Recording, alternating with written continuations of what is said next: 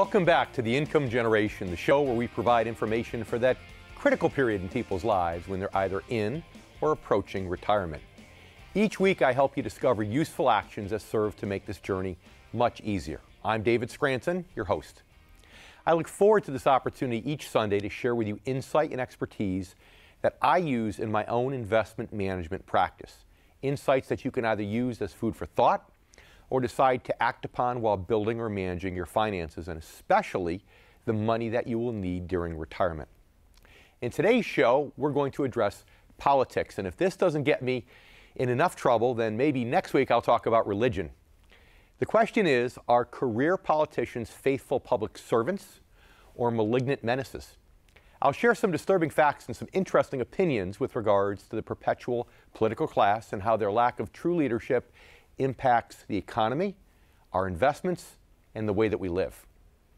The question becomes, will you have to endure the wild market volatility of other presidential election years? We'll discuss this today as we explore whether we can send true leaders to Washington.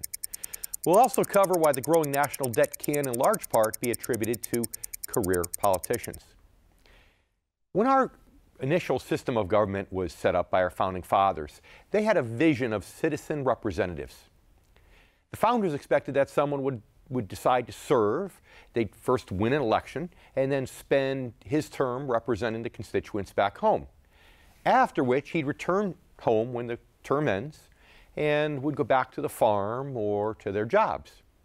Today, a representative will win an election, go to Washington, spend their entire term fundraising to try to win the next election. Should they win that term, they continue fundraising in order to stay in office for a long career. So rather than paying attention to the needs of the constituents or our country as a whole, our elected officials' efforts are spent working to keep their careers alive. Unlike the past, today it's rare if our representatives do not start out as lawyers. They almost all start out with some sort of legal education. And lawyers, in my opinion, are a special breed. My experience is that something happens to people when they survive law school and pass their bar exam. They grow up differently. I liken this to what happens while succeeding in law to stepping on a sapling. If the tree survives and thrives, yes, it'll still grow up, but it'll grow up just a little bit bent. The same holds true for lawyers. They'll never be able to see the world as they did before becoming a lawyer. The same also holds true for politicians once they learn how to become a career politician. They simply see the world differently, and from that point on, they will grow up a little more slanted and just a little bit bent. They'll always see things as a politician. Now, if you combine the two, since most politicians are lawyers, the problem is increased exponentially, kind of like the sapling, only 3 times as bent. To me, this explains why the halls of Capitol building and Congress and so on, and even the White House are filled with public servants out of touch with whom they're supposed to be serving. So much of what goes on in Washington affects you and me. My guest this afternoon, Peter Morici, knows a thing or two about this. Also, Morgan Thompson and I will discuss the logic behind the old slogan, America, love it or leave it, and our traditional values. Then, we'll wrap up later with how this election year volatility may affect your investments, and I'll provide some suggestions on what to do as we get deeper into this election season. Maybe before we sign off, I'll make a surprise announcement that involves tossing a hat into a ring. I haven't quite decided yet. Fortunately, our founding fathers had the foresight to build in a system of checks and balances, spreading power among 3 branches, so it'll be more difficult for any one of the 3 branches of government to go awry without being prevented by the other. Now, although we've seen a trend toward each branch overstepping a little without getting called out, I still have confidence in our system. And I would expect that someone like Bernie Sanders could simply not succeed in turning us into the next Greece. So far, during the 2016 presidential election season, we've seen a strong showing by non-mainstream candidates. So the question becomes, why are they receiving so much voter attention? Well, I believe it's good old-fashioned voter rebellion. This year, more voters than ever before seem to be saying, enough already. In fact, the most pronounced example is what we've seen happen in the presidential nomination process. It seems like voter rebellion and the rise of non-mainstream candidates such as Donald Trump, Ben Carson, even Bernie Sanders may actually be confounding the two main parties. But it's a sign that the country is fed up with politics as usual, fed up with out-of-control spending, and seriously worried about our future. I have to believe that some of the strong support for these candidates, again, is just voters wanting to give the finger to the main political parties. Think about it. Bernie Sanders was not a Democrat at the start of last year. Ben Carson has never run for public office, and Donald Trump was actually a Democrat during the last presidential election. This is not the politics we've seen in recent years. Voters are begging for anything but the same old politics that have gotten us into a financial mess. They want leaders who are not always away from their desks catering to the needs of large donors. So here's a question. What is considered the least honest profession in the United States? A, auto mechanics, B, congressmen, C, police officers, or D, lobbyists? We'll have your answer after this when we come back for today's Market Breakdown. If you're not using someone who's well-trained in fixed income and you're born before 1966, it may just be time for you to break up with that advisor and move on. I would suggest someone who will care for you through these important years of your life. If you need help finding someone, call or write us. I'd also like to remind you of the special report entitled The Income Generation. This is available free to you, our loyal viewers, online. If you haven't downloaded your report, pick it up after the show.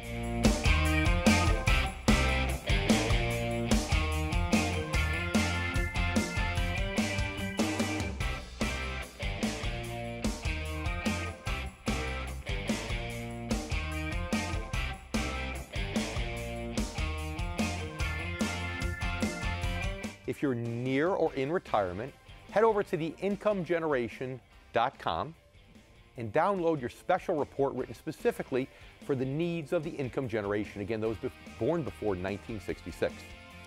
I'm David Scranton, and you've been watching The Income Generation.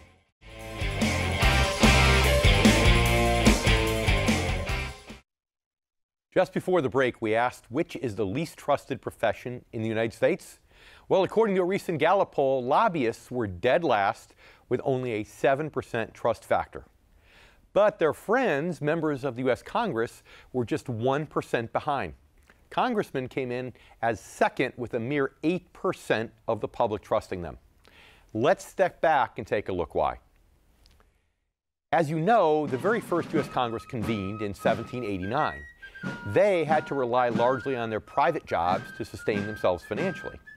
The House and Senate were made up of many diverse craftsmen and professionals who all had full-time jobs. It was these jobs at home that they used to support their family. You see, Congress only met for part of the year back then. This allowed for senators and House members to return home, visit their families, and to run their businesses. Back then, they were paid a daily rate of about $6 for their public service. It was only as the federal government began to grow out of control that serving in Congress actually became a full-time profession. Once that happened, they managed to pass several self-serving laws to give themselves numerous perks, not the least of which is a very lucrative pension. Today, members of the House and Senate get paid $174,000 a year for their public service. Most make much more than that in perks and privileges. They're also eligible for a pension at the age of 62 if they've served at least 5 years. If a congressman gave service for 20 years, they're given a pension in an amount calculated on their highest 3 years of salary. By law, the starting amount of a member's retirement annuity may not exceed 80% of his or her final salary. This is still a whopping $139,200. The total compensation of congressmen and senators to be full-time politicians has created a breed of elected officials that spend their days fundraising and catering to deep-pocket donors so they can stay in office. This system has led to a downward spiral of out-of-control spending. What was leadership has given way to cronyisms and strong ties to industries. These ties can lead to favorable tax laws and tax treatment. All of these can and do cost real money to the average voter. We now have a government run by officials who are misusing their power in many cases. They're catering to the interest of those who can best finance their election bid, and it has been economically devastating. Amongst the problems are increased government borrowing and spending and uneven tax laws that actually, in many cases, reduce revenue. Both of these are a recipe for disaster that awaits our economy if our political system doesn't change. We're feeling some of the repercussions right now with a system rigged toward career politicians. Look at the national debt, for example, $18 trillion. How much is $18 trillion? It was once explained to me like this. If you spent $1 million every day since the birth of Jesus, and then did this 24 more times, you'd only start to get close to $18 trillion. So why is this much debt so bad? Well, it's all money that has been spent, money that is not backed by anything but the faith and credit of the United States to repay it. And as Americans, much of the good life we enjoy right here in the U.S. is because we are known as having the world reserve currency. This is to say that other currencies use the United States dollar to back their currency, so they hold dollars in reserve. This is very much the way the U.S. dollars were once backed with gold. But with the U.S. dollar, it isn't gold. In fact, part of its strength lies in world oil transactions. Across the globe, transactions with OPEC are in U.S. dollars. This relationship helps maintain strong demand for our currency, giving it more resilience and buying power than most others. But this relationship could also fall apart if the faith in our ability to manage our finances drops below the faith of another country's economy. My guest from a few weeks ago, Mohammed Al-Arian, suggested that U.S. dollars remain the world reserve currency only because we are the best house in a bad neighborhood. This suggests that we don't have to be a particularly good house, just better than those that surround us. So, if other countries put their houses in better order, or if countries like China or India become more transparent and develop more global trust, the U.S. could possibly lose its status as the world reserve currency. The countries I just mentioned are currently running budget surpluses, while the U.S. and most of the Western world is running deficits. The main reasons that one of their currencies hasn't already reached world reserve status are the issues of transparency in their own monetary policies. That is, their accounting rules are not aligned with much of the Western world, and most importantly, their economies are not as open to trade. But the U.S. has a problem. A country's debt to GDP ratio is the ratio of its national debt to its gross domestic product, or GDP. By comparing what a country owes to what it produces, the debt to GDP ratio indicates the ability to pay back what they've already borrowed. This is often expressed as a percentage, and the ratio can be interpreted as the number of years needed to pay back debt if all of the GDP is dedicated entirely to debt repayment, which of course is completely unrealistic. Here's a good way to look at it all. The U.S. debt to GDP ratio has been escalating at a pace sure to cause concern among outsiders holding U.S. dollars. In the mid-1970s through the early 1980s, our debt to GDP ratio stood solidly at about 31%. Then borrowing began to escalate faster than growth. By 1995, the amount of debt to GDP was over 65%. That's more than twice as high as it was 15 years earlier. Now, 15 years after that, in 2010, our debt to GDP ratio climbed to 87%. And today, just 6 years later, the U.S. public debt is at 101.5% of GDP. And stated a bit differently, the amount we owe is larger than everything we produce each year as a nation. For comparison's sake, consider that when Greece hit full crisis mode in 2010 and had to radically restructure in order to avoid bankruptcy, its debt to GDP ratio was a staggering 146%. Why does this matter? Because the debt to GDP ratio can unnerve global investors who seek safety in U.S. dollar-denominated securities. They're watching to see if we are still the best house in the bad neighborhood.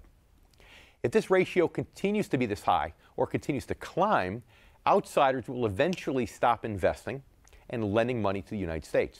If another country gets its act together and becomes more trusted and has more confidence than the United States, for example, we could lose our status as the world reserve currency. This would cause demand for our dollars to dry up, which would significantly devalue our currency. When the dollar gets devalued, the cost for almost everything skyrockets. It's called hyperinflation. This level of inflation would be devastating for Americans.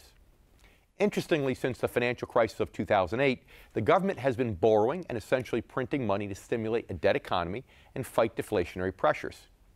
The expectation had been that individuals will all go on spending sprees and help push the economy upward.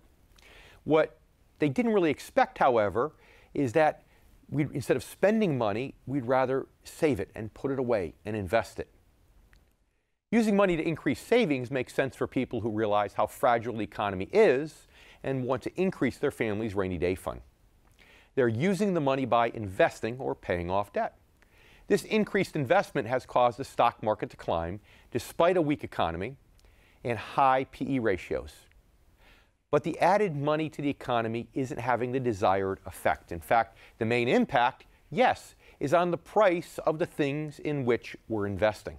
Look at how high the stock market has climbed during this period. This all ties back to a root cause in Washington, D.C., where career politicians are making decisions to perpetuate their own careers and create increasing power for themselves. And also, as I mentioned earlier, once they become career politicians, they become just a little bit bent.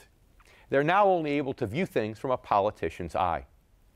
Newsmax, in fact, published a column written by George Will just last year entitled "Bernie Sanders Wants the United States to Be Just Like Greece." The title says it all, and there's more than one candidate promising to fix everything with more handouts.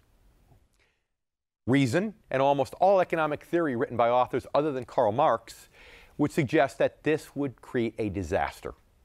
Fortunately, our founding fathers had the foresight to build a system of checks and balances by spreading the power amongst three different branches, so it would be more difficult for any one of the three branches to run amok and create a government gone awry without being cut down by the other two branches.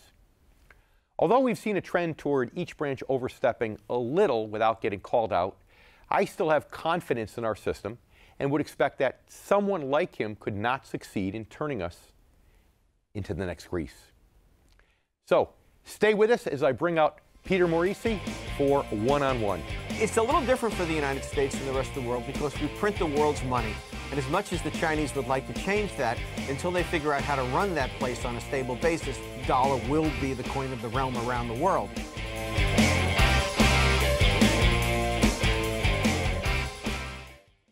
Closing numbers on the markets today. At one point, the market fell as if down a well, over 700 points. Apple shares are just getting hammered this morning. We're down by between 3 and 4.5% generally across these markets. Let's talk about the speed with which we are watching this market deteriorate. We're red everywhere, essentially, down by 4-5%. We're down over 16%. Dow at the same time has fallen about 18%. The stock market is now down 21%. Because we're now down 43%. What in the world is happening on Wall Street? Finally, there is an alternative. Read David J. Scranton's groundbreaking new book, Return on Principle: 7 Core Values to Help Protect Your Money in Good Times and Bad. Discover practical solutions to the financial challenges facing today's generation of retirees and near retirees.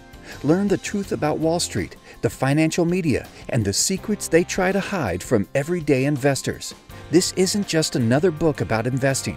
Working Americans who have lived through 2 major stock market crashes and the worst financial crisis since the Great Depression in the past 16 years don't need another book about investing.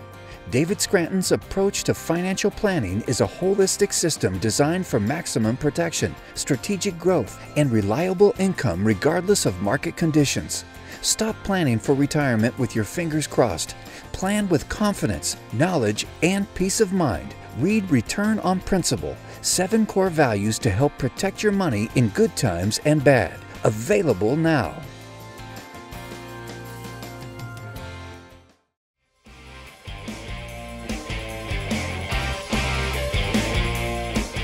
My guest this morning is Peter Morici. This is the second time Professor Morici, who's a recognized expert on economic policy and also the former director of the Office of Economics at the U.S. International Trade Commission, has joined us on our show, The Income Generation.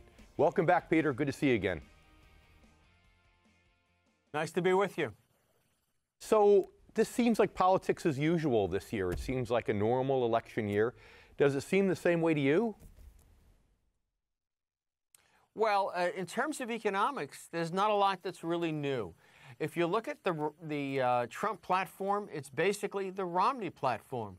A tax cut, a middle-class tax cut, lower capital gains, get tough with China. I was so amused that he came out and criticized Trump for wanting to get tough with China when it was a principal plank of his platform.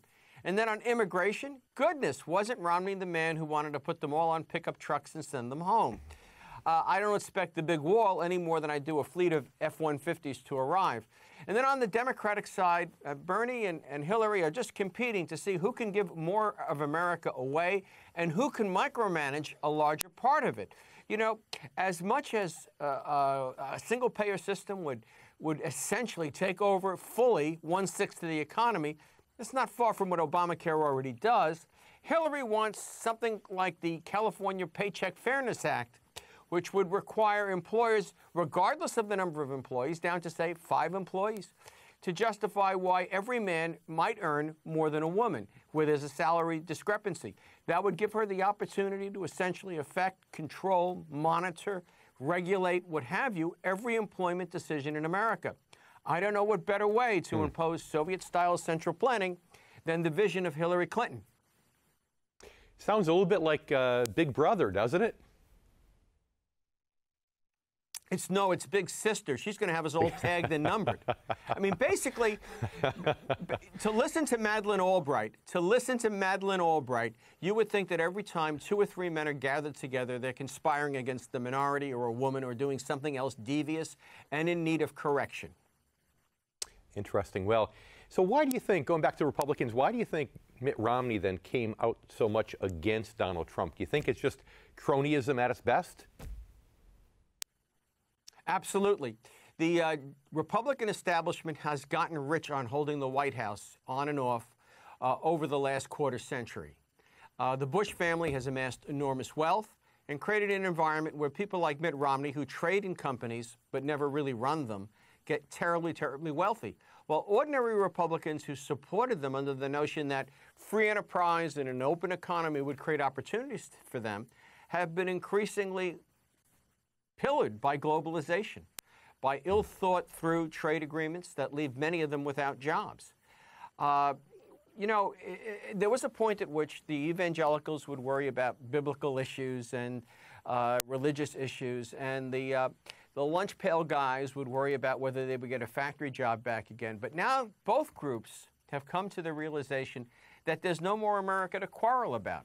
It's the very fiber of the country that's being torn apart by immigration policies, globalization policies, and greedy people on Wall Street who get richer and richer while they get poorer and poorer. In this century, the average household income is down $4,000. However, if you consider how much richer the top 1 to 5% have become, the average guy is really a whole lot much worse off. That's why young people, for example, can't buy a house. They don't want to live in Hillary's world because, after all, Hillary basically wants to destroy men. That's what breaking down barriers is all about for her. So, and a lot of the women that, you know, that are married to these guys, they like their guys. They don't want them destroyed by Hillary either. That's what this is really all about. So they don't see George Bush as having been a terribly successful president, and they really don't want yet another Bush administration, which was what Jeb was offering, and the echo of Jeb, Rubio was offering, and so forth. True, and even today, like you say, the average America, and as well as some of the religious conservatives, have all come together, it seems, on these economic issues, not just immigration issues, but also economic issues. In fact, we were talking a lot about this on the show today, how our forefathers never really saw a Congress where people would become career congressmen as they are today. And the corollary that I always draw is it seems like when we really started to get into permanent national debt is when we started to have career congressmen, not those that would be going back to their businesses or farms after they served their terms. And right now, as you know, the debt to GDP ratio is slightly over 100%. Is there a number, a critical number in your mind when a country surpasses a certain debt to GDP ratio that it really becomes disconcerting to the average person? Well, our debt is disconcerting already, especially the prospects for it because of the aging of the baby boom generation and the fact that Mr. Obama has created so many disincentives for men to work so that we have fewer and fewer people that will be available to support them. So more and more money will have to be borrowed to pay their Social Security, their Medicaid, and so forth. We've kind of run the rope out in taking away Social Security and Medicare benefits away from well-to-do elderly with the co-pays and so forth and insurance fees that are now being charged.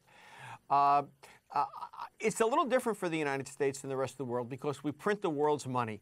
And as much as the Chinese would like to change that, until they figure out how to run that place on a stable basis, the dollar will be the coin of the realm around the world. The question is, at what point do people lose confidence in the ability to control prices in the United States? We've been given somewhat of a pass by the plunge in the price of oil, but the kind of money that we're going to have to print going forward will mean that inflation will get out of control, and then people will demand higher and higher interest rates on the debt. We'll be able to print money to cover it, but you could see how that spirals out of control. You'll never have a run on the bank, so to speak, like Greece, but rather you'll have a problem of money becoming increasingly worthless. Interesting. We've talked about that a lot on the show, where right now we have more deflationary pressures, but eventually the deflationary pressures could flip-flop into inflation pretty quickly. And we have to take a quick commercial break right now. Stay with us. When we come back, I'm going to ask famed economist Peter Morici, that's right, Peter, famed economist Peter Morici, whom he thinks might be perceived as the best candidate to get our budget balanced. So stay with us. We'll be right back.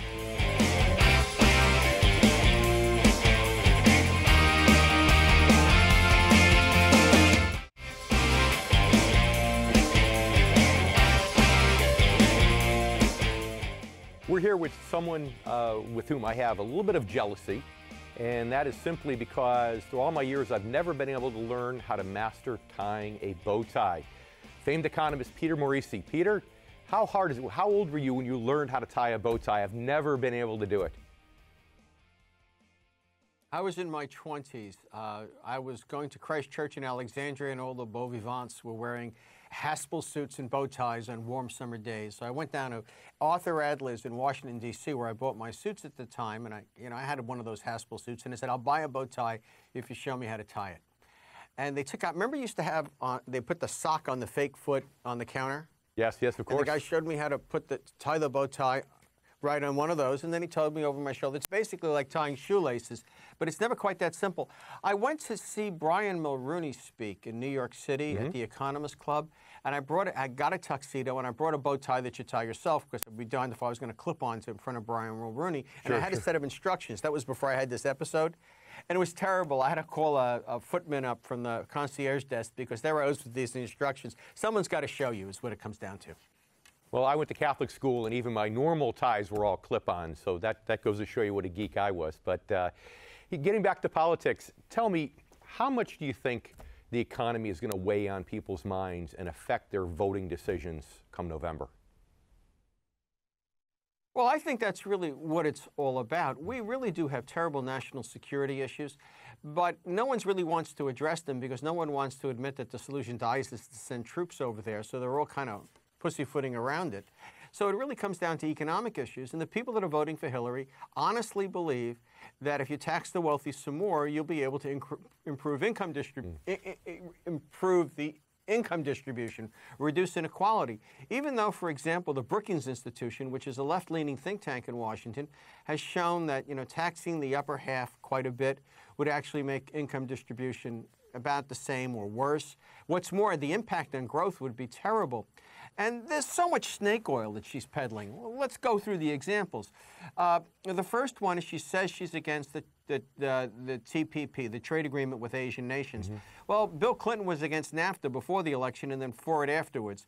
On higher education, we already have too many college students. And we already have too many people poorly educated by colleges. Some 40% of the college graduates cannot do white-collar work upon graduation. They lack the critical thinking skills. So, enhancing their numbers with free tuition is silly. And then there's this nonsense that women are somehow or other the focus of discrimination in the workplace. I know no one who works any place where they discriminate against women anymore. Young professional women now earn more than men, and 60% of the college degrees are being awarded to women. Basically, what she's doing is trumping up a big lie to play the women's card to get elected. In that kind of environment, that works on people on the left, and that's what she's running on. On the right, we've talked about Joe Lunchpail and the difficulties he's facing because of globalization. But it's not just the factory worker. It's the people that lived in the towns that provide the services. It's the local attorney and so forth.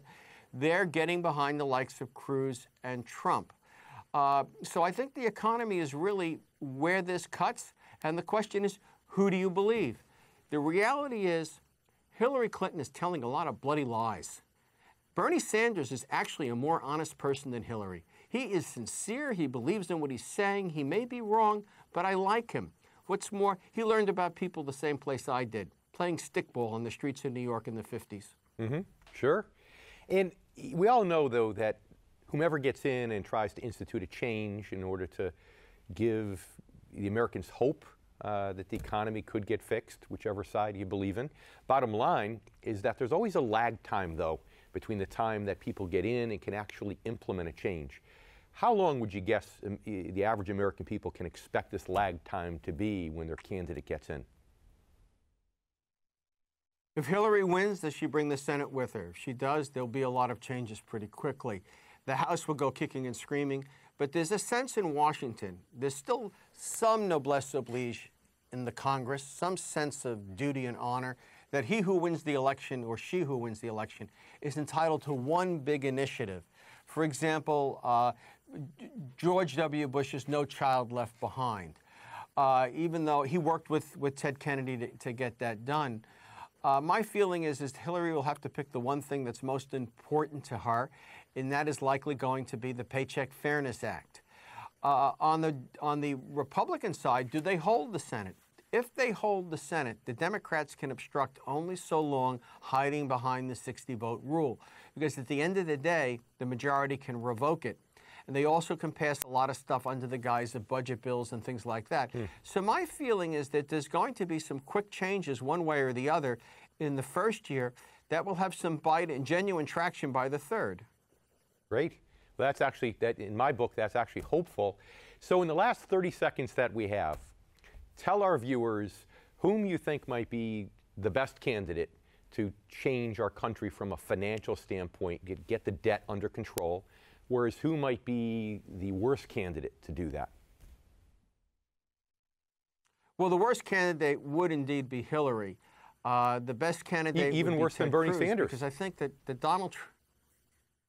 Yeah, I don't think a lot of what Bernie wants to do is going to pass, and I think that his national health care system might actually reduce the deficit. With regard to, I know that's hard for conservatives to accept, but Bush care was a disaster, Obamacare is a disaster, and we're going to something fundamentally different sooner or later. We already spend a ton of money on health insurance. It's just a matter of how we get that spent and the way we do it. So who's the best But then? in terms of the Republican side, the best would be Cruz, because on the Republican side, Trump might be sincere, but look at his businesses. Goodness gracious, doesn't he know how to go into debt and go bankrupt? He's liable to take America into Chapter 11, figuring that some sort of workout in global capital markets will solve our problems. So I'd have to say that Cruz is more likely to be the conservative steward that conservatives want. That doesn't say I endorse Cruz over Trump, but I think if you're just talking about one issue, debt, it's Cruz. Great. And that's the biggest thing that's on my mind right now that I'm concerned about. So, Peter, again, we need to leave it there, but thank you so much for being on the show once again. And I just held my hands up. I typically don't like to do that because I have small hands, but I guess I made a mistake. I wasn't thinking. Anyway, with that thought, thanks again for being with us. And for our viewers, stay with us. We'll be right back. We're going to have Morgan. And Morgan and I are going to talk more about politics and some of the issues that you need to know about. So stay with us. We'll be right back.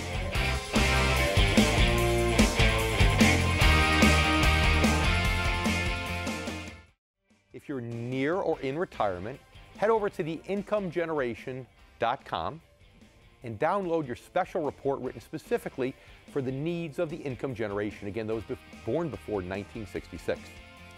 I'm David Scranton, and you've been watching The Income Generation.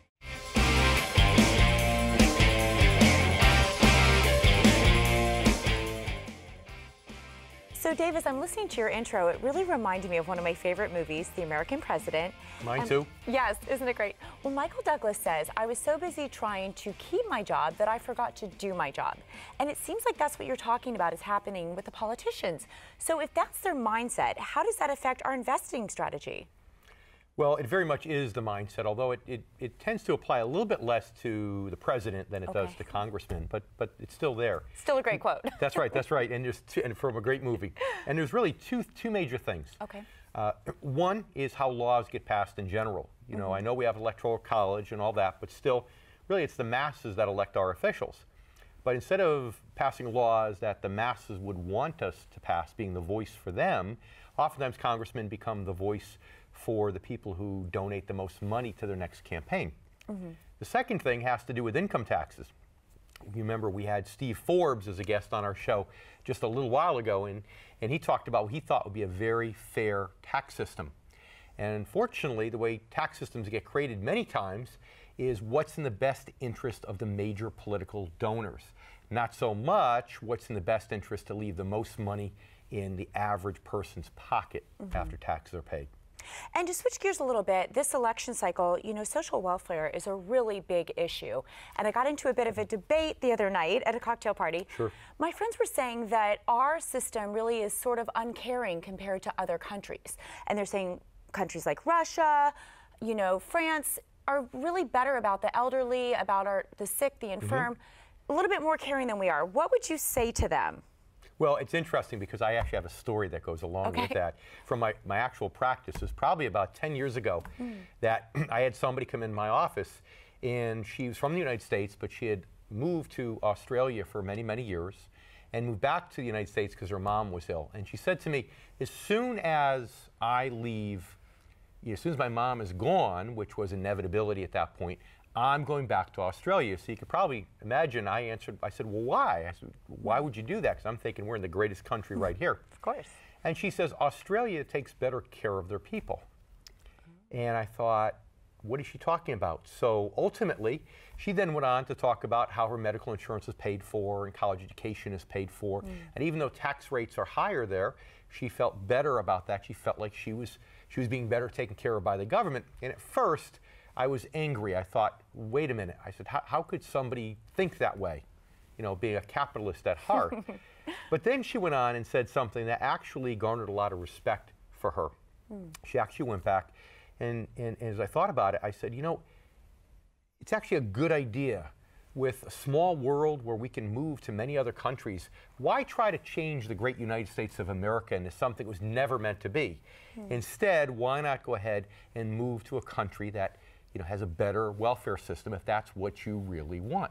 So that was kind of inspiring. I actually, my anger turned to respect in just a few minutes. So you were talking earlier about the problem of our national debt, and certainly increasing social welfare programs wouldn't make it easier to balance the federal budget. Is there anything Congress can do to rein in the spending or increase income to bring in what Washington spends more in line with what we collect? Well, I actually have a slightly radical belief here, a radical theory that would never actually happen. Okay. But I always say, if we passed a law, just one more law, because I feel like we have too many laws already, but if we passed one more law which said that if Congress did not vote for a balanced budget, that the congressman's salary would immediately get reduced. Oh. You wait and see how quickly Congress learns how to vote and enforce a balanced budget. That is very radical. A little bit radical, yes. Okay, well, we'll move on a little bit. Let's talk about hyperinflation. I also was noticing that in your intro. You said it's probably not going to happen, but it could. So I already own a house, a lot of other things. If I get more money for them, shouldn't that be a good thing? Well, it is. The reality is if you have a mortgage payment, then inflation is going to help you to a certain degree because the value of your home increases, right, but yet your payments stay the same. Where people get misled, though, is that if they want to sell that house and buy another house, the other one's going to be more expensive also. So the reality of it is that in that regard, inflation doesn't really help. I remember that in 2008. I was like, oh my gosh, my house is worth so much money. And then I went looking at other houses and it was like quadruple to be in the same house. So I'm still where I am. That's right. Had to stay put. Well, I'm not selling my house anytime soon, but I did just have my taxes done, and I was told I should probably hire an investment advisor to minimize my taxes and maximize my opportunities. So I'm not quite part of the income generation just yet, but I'm not sure what my needs are. So what does somebody look for when looking for an advisor, and also at what age should you start looking for an advisor? Well, the age at which you should start is the earliest age possible.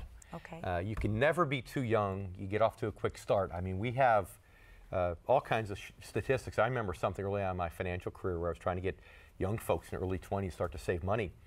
And I realized that if they were to save $2,000 a year for, I think it was 8 or 10 years and then stop, they'd have more money than the person who started at age 30 when they stopped and saved all the way to 65. Wow. So time value of money is so important, and that's why I say the earlier the better.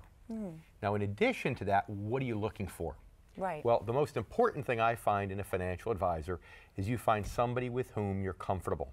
Okay. That you have the same value system, that you have, you think about money the same way. That's important because you have to be comfortable.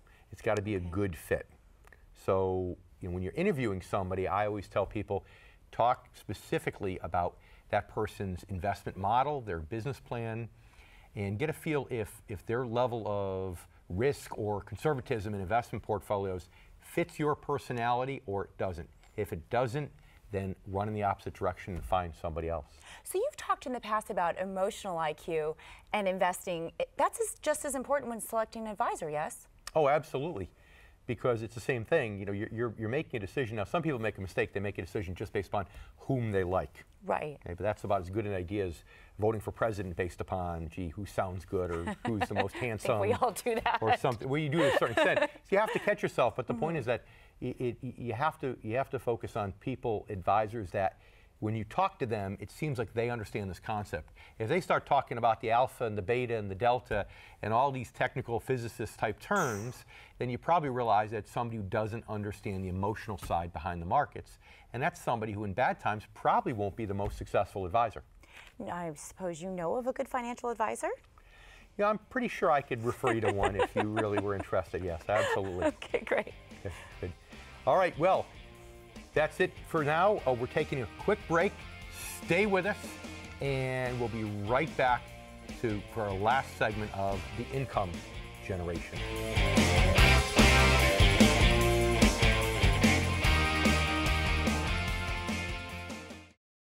This is fun. This is great.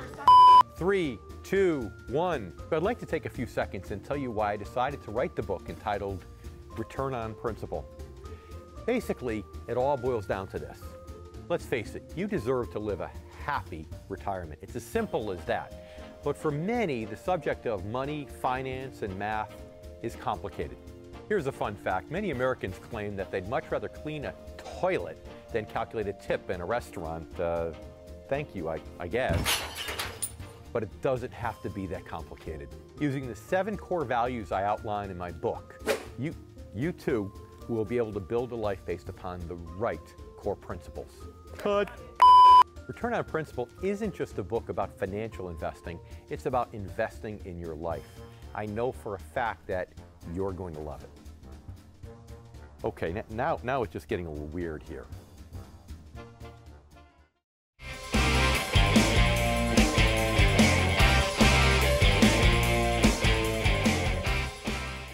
This morning, we've been talking about politics and how the country lacks dedicated and qualified men and women willing to take the reins and make tough choices. Much of this I attributed to a reward system which has baked-in benefits for those who mostly serve themselves ahead of their countrymen. In fact, with the current system, it would be hard for anyone to survive in Congress if they spent their time legislating and not fundraising. It's a system that's broken. It's not the purpose of my show to pretend to be able to fix campaign funding, entrenched incumbents, or anything else leading to bad results from Washington. The purpose of the income generation is to ask, how does this affect the income generation, and then suggest a path to follow. So here it is. Presidential election years typically have a great deal of stock market volatility. And 2016, with all of its surprises and unlikely candidates and firsts, should prove to be even more of a roller coaster for stocks.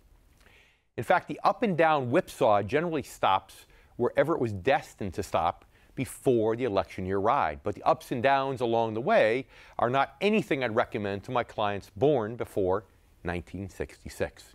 In fact, if you're a regular follower of me or the show, you know why I believe the current third win, which allowed stocks to run higher, will give way to exhaustion in a much lower stock market. If you still insist on owning stocks, and some of this may even apply to bonds, look at industries that typically make sense if we should have an economic shakeout. Industries like those that provide goods or services that people will need regardless of economic activity. I don't know about you, but if my paycheck declines, I may not buy a new car or remodel my house, but I'll still brush my teeth, I'll still wash my dirty clothing, and purchase necessary medications that are prescribed to me. I'm sure most people would not cut back on these necessities. So you can theorize, and history actually supports this, that industries providing these basics will do okay. They should continue to have cash flow and what they need to meet interest and dividend payments. So, dividend-paying stocks or investment-grade fixed income in industries like consumer goods, pharmaceuticals, healthcare, and others can provide reasonable confidence to people who cannot afford to lose the money they've accumulated or even give up any ground relative to inflation. But what I really suggest you have your financial advisor look into, if he or she is at all qualified, is non-stock market income-generating investments. And of course, you as a regular viewer don't need to be reminded to own individual bonds, not bond mutual funds. In this way, you can avoid all the risks in bond funds and benefit from dependable income of fixed income securities. Active management of fixed income, including swapping assets for yield enhancement, could also be extremely intelligent in today's uncertain economy. Now, although I don't expect hyperinflation within the income generation's lifetime, if it should happen, then owning higher yielding assets, actually the highest yielding assets in a given category, provides the best protection against rising interest rates. And if we have deflation, which I believe is even more likely and is already occurring in Europe and close to occurring here in the US, then a fixed income portfolio should provide even better results. Investment portfolios where the income is substantially known in advance and the return of principal is considered dependable would seem prudent in general for those born before 1966. I should warn, however, that many financial advisors are generalists and not well trained for income-based investing. If you're not using someone who's well trained in fixed income and you're born before 1966, it may just be time for you to break up with that advisor and move on. I would suggest someone who will care for you through these important years of your life. If you need help finding someone, call or write us. I'd also like to remind you of the special report entitled The Income Generation. This is available free to you, our loyal viewers, online. If you haven't downloaded your report, pick it up after the show. I'd like to thank our guest today, Peter Morici, and also take the time to thank Morgan Thompson and her interesting questions. Hopefully, we both covered the questions you at home were wondering about. If you're near or in retirement, head over to theincomegeneration.com and download your special report written specifically for the needs of the income generation, again, those born before 1966. I'm David Scranton, and you've been watching The Income Generation. We'll see you all next Sunday.